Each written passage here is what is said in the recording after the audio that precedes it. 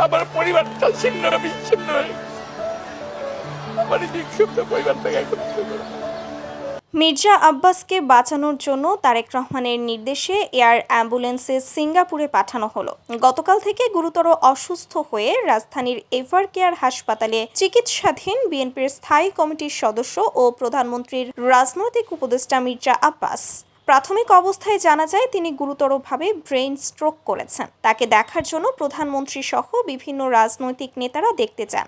গতকাল ত্রয়োদশ জাতীয় সংসদের প্রথম অধিবেশন ছিল। গুরুতর অসুস্থ থাকার কারণে তিনি অধিবেশনে যোগদান করতে পারেন নাই। পরে প্রধানমন্ত্রী অসুস্থতার কথা শুনে নিজে গাড়ি বহরে এভার কেয়ার হসপিটালে দেখতে যান। সেখানে গিয়ে মির্জা আব্বাসের পাশে গিয়ে অনেকক্ষণ বসেছিলেন এবং তার পরিবারের সদস্যদের সঙ্গে কিছুটা সময় কাটান।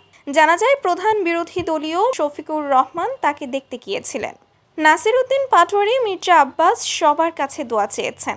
তিনি বলেন, মির্জা আব্বাস যাই হোক, দিন শেষে তুমি ভালো মানুষ। তার সুস্থতা জাতির জন্য অনেক গুরুত্বপূর্ণ। সর্বশেষ তারেক রহমানের নির্দেশে এয়ার অ্যাম্বুলেন্সে করে সিঙ্গাপুরে পাঠানো হয় উন্নত চিকিৎসার জন্য। পরবর্তী আপডেট পেতে আমাদের সঙ্গেই থাকুন। ধন্যবাদ।